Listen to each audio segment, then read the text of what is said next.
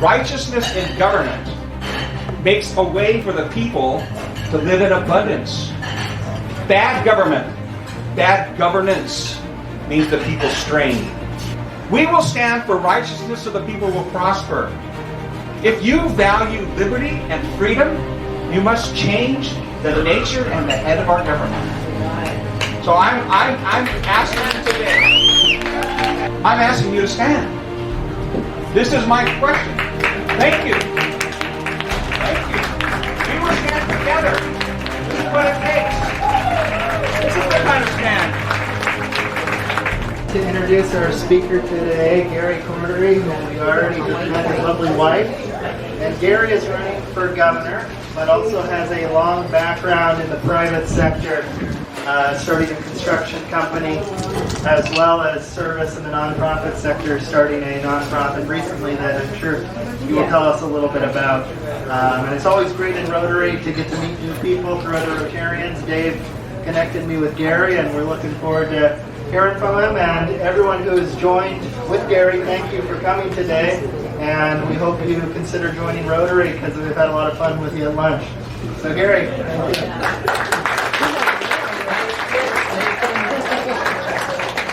Well, thank you. And Patty, thank you for your leadership. What a great event, and this is fantastic. I just realized that you folks don't own this right here. I think we need one more donation so we can buy a couple of these. What do you think? I think it'd be appropriate. It is really an honor to be here today and to share just some thoughts about what it means to be governor of the state of Hawaii, what it means to run, and really to be with you. I know that most of you, or my understanding of Rotary in general, is made up of business people who actually make life work here in Hawaii. So congratulations for all of you who are in the business community. If you're not, thank you for being here as well. I met Doug at an event at Grassroots Institute several weeks ago or a month ago or so, and he mentioned that it would be great if I could come. And I must share, along with David's story, when I met Kim, I was 19 at the time, and I went to her house and I asked her father if I could have her hand in marriage, and he didn't answer me. And so later on, Kim said, "Well, what did he say?" I said, "I don't know. He didn't answer." Come to find out, he was really hard of hearing. He never heard my question. So when I heard your story, I thought, "Oh, that sounds awfully familiar." And I must say that my experience of being here is I just love the joy. This is a family here. The idea that we can have family again, based on our experience over the last couple of years, this is a home run. So I just congratulate all of you for actually committing to be together, because it's kind of a get acquainted with society again. Anybody know what I'm talking about? Right? There's been so much restraint, so much division, so much shutting down of our liberties that we as a people have suffered in innumerable ways over the last couple of years. And the fact that you're here is really a celebration of life in itself, relationships, and I didn't know there were so many presidents possible in one. That was pretty incredible to me. Anyway, that said, I introduced my wife Kim a few moments ago. We've been married 41 years. We have two adult daughters, Rachel and Erica. They're 37 and 35. And we have 7 fantastic grandchildren. One has 4 boys, and the other has 2 boys and a girl. So I can tell you that we're exceedingly blessed as a couple. The only downside of that conversation is 4 years ago, our kids said, "Let's have a family meeting." Now, most parents have to call family meetings. So how many parents are in the house here today? Just by raise of hands. Okay, so more than half anyway. They said, "Let's have a family meeting." And so we said, "Well, that's fantastic. Our kids are asking for a family meeting. This is great." At that family meeting, they went on to describe how they're leaving Hawaii. This was a very difficult day for our family. Not just for our kids were born here, our grandkids were born here, and the fact that they saw the writing on the wall. They saw that the experience and the difficulty, what it meant to live day to day, month to month, was closing. And so they relocated. And actually, that was a very painful thing in our family, and something that we suffer with today. So that did not necessarily lead to me running for governor. That's an interesting story, but I can tell you that the story for running for governor really came from the king. You know, his call in my life, he brought me to that place where people had begun saying over the last couple of years, they started saying, "You need to run for something. You should run for governor." We need you as governor. You should run. And I would just dismiss these things outright because I'm a general contractor. I'm not a politician. So in that process of dismissing things, I had these times with the Lord, and also that at some point I realized that those things that were being said were directly related to what I was experiencing in my relationship with the King. And so at some point I said, yes, we will run. And at that point, everything became clear. I went in the house that morning on a Saturday morning. I told Kim, I said, honey, I think this is what the Lord is saying. I'm to run for governor. And she said, yes, that's right. So as a wife of 40 years at the time, that wasn't what I expected as a response, right? And then I asked her a more difficult question, and this really goes to how we give ourselves and the stand we make as people. Are you willing to lose everything? That's what I asked my wife. Are you ready to lose everything? Because by taking this stand, we may lose everything. And she said, yes, I'm willing. And so I want to talk today. Yes, that's right. You must make a stand. And a lot of what I'm talking about today, you already stand for in your businesses. You already know what it costs to stand in a relationship with the government, with your fellow business people, and for the community in general. This is the run for governor. Many of you, I'm sure, just have fear and trepidation when you go to the gas station anymore. Anybody? Right? $5, $6. We were just in Kauai the other day. $6 a gallon in Kauai. Right? How many of you have gone to the grocery store lately? Right? Well, it used to be $100. Remember that? $100 a bag? Remember those days? Not anymore. $200. If you want to eat healthy, $250. These are the kinds of things that are plaguing our state and its people. Specifically, as governor, what we intend to do is we intend to change the entire way we govern. In my original assessment of what it meant to govern, I said, Lord, what is it I should do?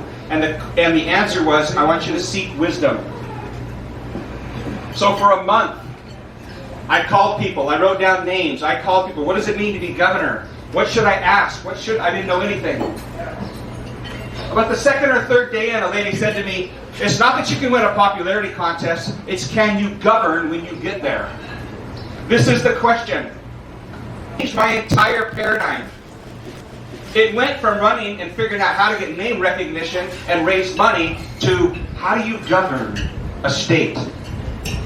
And in that process, I began to study and read and ask these questions. What does the governor do in Hawaii? What are his areas of responsibility? What can't he do? All of these conversations led to a revelation on how we can change the direction of our state. How many want change, honestly? I want you to consider 4 or 8 more years of the past 4 or 8 years. Can anybody even? That's a nightmare. That's right. Somebody over here is, It's a nightmare to consider that we would live under the tyranny and the oppression of government the same way as we've lived in the last 4 years. So how do we change this? People ask me this question. Oh, what do you expect to do? Don't you know this is an all-blue state? How many have that underlying question, even as we sit here now? Thank you. So listen, this is an honest conversation. And though there'll be a Q&A at the end, if you have something you said, I don't know about that, tell me what you're talking about. I will say to you that I will answer any question you have. But to change the direction of a state from the governor's position is really to understand the governor's authority. In Hawaii, Hawaii has the most powerful governorship in the nation. Many people don't understand this, that Hawaii's governor nominates everything.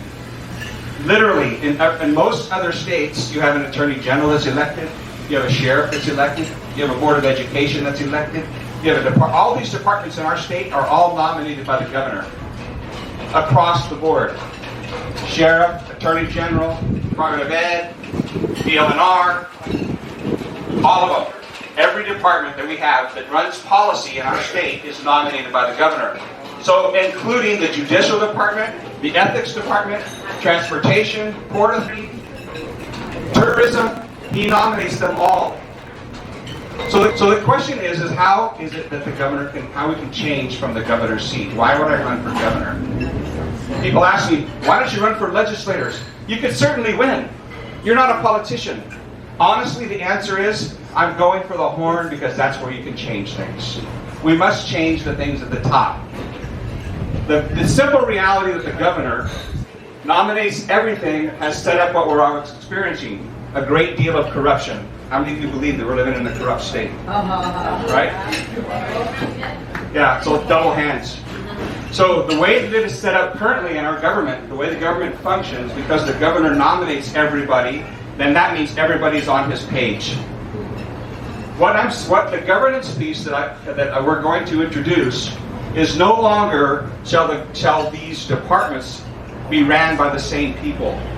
Currently, you have people who have been in these departments for years and years and years, and they've all developed their own strategy on how to implement policy. The way that our state works is the legislative piece takes the resources from the people. Taxes, right? How many are tired of taxes here?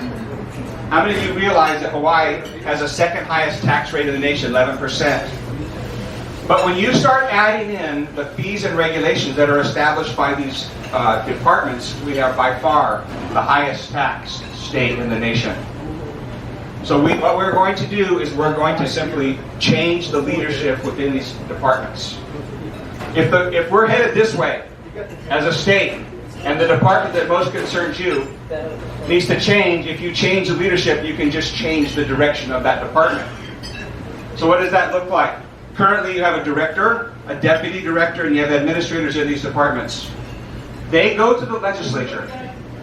Let's just take any one. Let's take the Department of Land and Natural Resources, DLNR. Department goes to the legislative branch and says, this is our request for finances for FY23. Let's say it's $1 billion, right? The legislators at that point, they discuss, they debate, they supposedly listen to the electorate, and they determine how much money should be allocated to the Department of DLNR. At that point, whatever that number is, that money comes to the DLNR, and at that point, that director, those deputy directors, and those administrators use the funds as they see fit. This is where we have corruption. Though we have it at the top, where corruption really happens in our state is in the departments. So what shall we do? Why don't you have access? Currently, how many of you feel like you're represented by your state legislator? That you can actually go to them and get some kind of recourse? Do you have access? Okay, good. So one. Anybody else? How many have that? In general, most people feel like the government is not responsive to their needs. This is kind of a continued takeaway that we hear from all the people. So what we will do as governor is we will create access for all of you at the department level. So think about it for a moment. If we're talking about DLNR, I'm just going to use one of these things as an example. What about land use? How many of you are struggling with the idea of home ownership with your kids? A legacy piece. DLNR currently determines what land is made available for housing. If the people come to DLNR and the administrative piece that's handling housing, land distribution, how land is used, you can come to the department and you can have access to your legislators, not your legislators, your department level at that point. This is how we can change the direction of government. So it may sound a bit different than what you're used to, and that's because it is. The state of Hawaii must have transparency. Your taxes, the government sees you and your business as a resource. How many like your payroll taxes here? How many like your unemployment taxes? How many of you like your workman's compensation rates? All of these rates and fees are established by the Department of Health. They're not established by the legislators. We think we scream about workman's comp. It's not about the legislators. It's about the department level. So here in Hawaii, our businesses, and I know, I've been a contractor here for 40 years, for 35 years, general contractor here. I know the struggle. I know what it means to navigate the process with working with the state. I know what it means to pull a building permit. Anybody tried to build something recently here? Right? A year and a half waiting? Two. I know I've worked with all of these things, and I understand what it means to assess what's required to build something, to understand the allocation of resources that are required, to understand what a budget is. How many of you would like your state to operate on a true budget? Currently, we have what's called the general fund. You know what that is? The general slush fund. It is not a general fund, because there's many taxes and regulations that go into this fund that are not related to your taxes. They're related to a social agenda. As an example, environmental taxes. You would think that your environmental taxes go to the environment. How many would assume that? It's a kind of a common sense assumption. It is not true. These kinds of fees and assessments go into the general fund. Then these funds are taken into the back room and distributed by only a selected few that make policy decisions for all of us. What we need to do in Hawaii is we will illuminate everything. We will begin to show the people of Hawaii exactly where their tax money goes. How many of you like the potholes? Huh? You like that? How many of you think that your tax money that you spend for road repairs goes to road repair? A very small amount. I just heard a study recently that in Louisiana, it costs them to administer paving of a road, 1 mile costs them $4,700. In Hawaii, $81,000. This is not good use of your taxpayers' money. This is corruption. I want you to consider for a moment what corruption looks like in a practical sense. How many of you are familiar with Mr. Obama's house in Waimanalo? Yeah. How many of you know he got a seawall? How many of you know people on the North Shore where their houses are literally falling into the ocean but they cannot get a permit? Then how come Mr. Obama gets a seawall? This is corruption. And a paved road. I was going to get to that. How come on either side of his house the road is brand new? But from the end of that piece, going all the way to Hawaii Kai one way and go to Kailua the other way, pothole city. This is corruption. So one of the things that we struggle with here in Hawaii is we struggle with corruption top to bottom. I was going to say that the form that we had of taking the passing around to talk, that's kind of like pay to play, right? Just saying. You know, you get to talk and you put in money. This is exactly what the government does. You want services? You want a special deal? You want to have the DLNR relocate or provide you a road without zoning? The zoning needs to be changed. You pay to play. I remember going to the building department. You used to take a box of malasadas to the building department. That's what you would do, literally. You'd take malasadas in, the guy would take your malasadas and you'd get a permit. The question I have about these issues is, why does it take a year? 2 years? 5 years? Why can't we just go to Arizona or Utah or Idaho and get a permit in 2 weeks? Why do we have to reinvent the wheel and have so much administrative top heavy? The reason is it supports a legislative agenda that's self-sustaining and self-promoting. Your tax money, the taxes that you pay, go to support an ever-increasing government. It's true. Here's the problem. Hawaii is only one of 2 states that has a shrinking population. Think about this for a minute. You have an ever-increasing government, and you have a shrinking population. What does that spell? That means higher taxes for the people that remain. That means the businesses in this state will have more and more burden from here going forward, not less. And then think about this as well. Think about industry here. All of our money is put into the tourism basket. How many know this? The state of Hawaii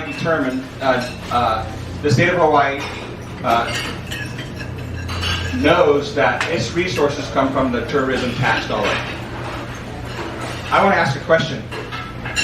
What happened to local products? How many have gone to the store recently, gone to Safeway, and you went into Safeway and you look in the produce bar? It's beautiful, right? It's so eloquently put out there. It's beautiful. The only problem with that picture is none of it comes from Hawaii. One or two. Sweet potato, a couple of things. But why do we buy our bananas, our mango, our papaya? Why does it come from South America? Why don't we have local industry? Because DLNR has made it almost impossible for the farmer to have a profitable business. It is true. We used to have a dairy industry. How many remember in medical dairy, right? How many of you used to remember produce or beef or poultry? These industries have vanished. This is bad policy. Everything I'm describing, every struggle that we have as a people is connected to bad government policy. We must get together as a people and stand for a different future. I'm hoping that all of you vote. I'm assuming that who votes in this room? This room's full of voters, of course. Because life, you actually make life happen here in Hawaii. I've suggested that in Hawaii that the government start to create space for local industry. That we produce a ferry, a goods and service, a non-profit ferry for local industry to move products, goods and services between the islands. No longer should a farmer on Oahu have to use Young Brothers to send his commodity to Maui. This is unsustainable and it is not profitable. We have so many issues. People say, well, what should you do in Hawaii? How can you change things? In Hawaii, I want you to think about things like Hawaiian homelands. Why don't the people own their land? Why is the lease program in place that the Hawaiian people that have been here for generations cannot own their own ground? Why is it lease? Why is their blood quantum at 50%? What happens after a couple of generations and they no longer have 50% blood quantum? Anybody? They lose. We've just seen the legislative piece. Say they were going to give the people $600 billion. How many saw this? Sounds like a lot of money. At the same time, that actually breaks down into about $112,000 per person to have their names taken off the registry. This is DLNR policy. This is the kind of policy that doesn't support our people. Our people in Hawaii should have the right to own the ground, to build legacy, to build equity, to build wealth. This has everything to do with bad policy. In Hawaii, we must change the way the government interacts with the people and create possibility for the people to live in abundance. Good governance, righteousness in government, makes a way for the people to live in abundance. Bad government, bad governance means the people strain. Our people are straining. We must no longer sit by and pretend like it's going to be okay. It is not going to be okay. We have lived in Hawaii over the last 2 years off of COVID money. Do you know this? How many of you are like going, wow, 8.3 inflation? How many are thinking about this? 8.3 is an average. A gallon of milk is going to cost you over $10 pretty soon. A gallon of gas is going to be well in the mid-6s pretty soon. Diesel is going to go through the roof. Why? Because our state government spends money just like the national government. They have no restraint. We have no budgetary peace in Hawaii. We have more like what we have in construction spending in the military is, if you don't spend it, you lose it. Use it or lose it. The government must be put on a diet. We must shrink the size of government through retirement. Instant benefit. The tax burden goes down. The long-term benefit, it's the retirement package that are associated with those employees. These are the kinds of practical things that can be done that will change things immediately. There's things, and you've all heard this conversation about the Jones Act as an example. Yeah. How many have heard this? This act adds 25% to everything you buy. 25%. This lane, 25%. Your car, 25%. Your clothing, your food, your fuel. Some people say it should be amended. I say it should be abolished. We no longer need that. The governor, why don't these things happen? Because you've had a governor who has appointed everything. I will stand. We will stand for righteousness so the people will prosper. Why hasn't this ever happened before? The Jones Act? Because no governor has ever stood We must stand for what is right. In the introduction, my friend, what was your name again? Nathan mentioned about my stand here in Hawaii. Over the last couple of years, my wife and I and a couple of others started the Aloha Freedom Coalition. You may not know about this, and you may know about it, but it was a stand for the people's liberty. No longer should the government tell you what goes into your body. No longer should the government say you'll need a passport to travel on the plane. No longer you need a stamped card to go into this restaurant. The people should have liberty across the board. If you value liberty and freedom, you must change the nature and the head of our government. So I'm asking you today, even as we stand, what I'm doing today is I'm saying here is the grand opportunity. People say, how can you win? How can you win in Hawaii? I can tell you how you win. You tell your friends to vote. You get your phone out. Everybody has a phone and a contact list. You get your contact list out and you get a paper and a pencil and you start writing down the names of the people that you know who care.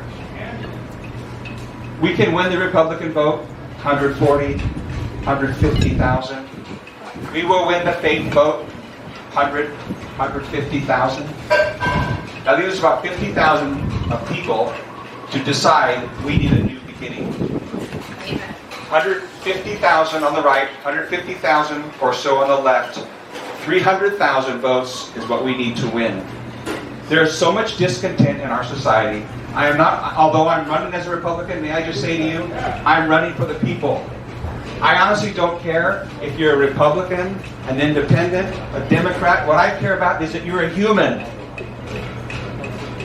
That we stand together, just like this Ohana right here, celebrating life, understanding who's passed away amongst us, who's in harm's way, whose birthday are we celebrating. These are the simple principles of humanity. And that once we decide to get off of being taken advantage of, we will have a new government, period. It is up to you.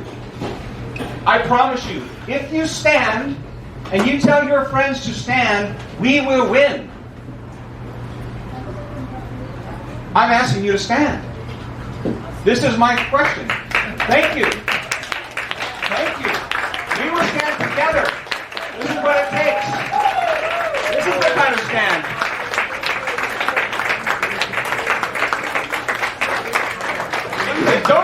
Don't be coerced to stand. I'm telling you, it's got to burn in here.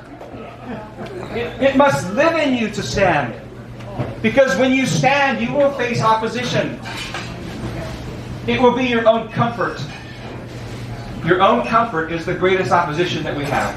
And so we're going to have some Q&As. Thank you very much. So questions? Any question? So yes. I have a question. Yes. When you're talking about the Jones Act, yes, you're also talking about the unions, the merchant marines, That's because right. they're the ones that have the big political pull, and they're the ones pushing the buttons behind the current Jones Act issues. Right. Yeah. So what are you going to do? How are you going to? I mean, Hawaii's just it's run by the unions. Right. You know, my dad was a paving contractor in New York. He built the New York State Thruway. Yeah. It wasn't run by the unions. It was run by the business people. Right. So. Great question. I want to hear all the time. The question was, what are you going to do about the unions? Okay, I'm going to talk about it. We'll pass the mic around to the people. I will say this, that 25% on everything to come into Hawaii is a huge number. It'll be incumbent upon our leadership to bring the unions together to negotiate something for the people. Their families are suffering. Their families are leaving. Their kids are leaving. They're at stake as well. So all the unions, I hear from union people all of the time. They say, enough already. They are tired of the corruption as well. It is affecting their kids. Our kids go to school, they get a degree, and then what? They leave. They leave. Why? Because there's no jobs. Because there's no jobs. So we must bring jobs back. So the answer to the issue is, you can actually make, there's enough abundance for everybody. We do not have to play a small game. There's enough to go around. It's the honest conversations and the stand for what's right And you enroll people into doing what's right, and you'll have change. And thank you for coming.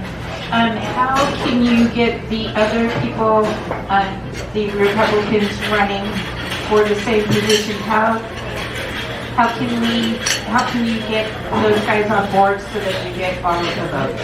Yeah, well, that's up to you, first of all. That's what we call the primary. You know, I would say that the way that you do that is you articulate policies that actually matter. Running for office is not a popularity contest, period. If you pull the lever for somebody just because you know their name, you're not only are you not serving them, but you're not serving your family and you're not serving your community. That is what the primary process is about. That I have the resources and I have the experience to run this governorship in Hawaii. I don't know about the other ones. So, are they going to support me? After the primary, yes. Yeah. I think we have time for one more question. How are you, what's your idea how to solve the homelessness? Homeless in Hawaii, we have the highest per capita homeless in the nation. The problem is that Department of Health manages homeless issues, but they see the homeless as a block. They no longer identify the homeless population as a person, right? So you basically have three basic groups that are on the street, right? You have those who are on the street because of mental illness, because of drugs, alcohol, bad decisions, right? Then you have groups that are there because they want to be there, they don't want to work. Then you have groups there that have had bad circumstances in life. They've had bad circumstances, something's happened. Somebody's lost a job, there's been an injury, like that. So those who've had a bad circumstances, they need help to get back into society. They need a helping hand. Those who live on social benefits, they come here. A lot of people actually come in here now. They're sent here with a one-way ticket, with a paper in hand of where the social services are. These people who are living like that, their services need to be cut. They need to be restrained to 30, 45, 60 days. Then they need to get a job. They need to participate back in and give back to the society.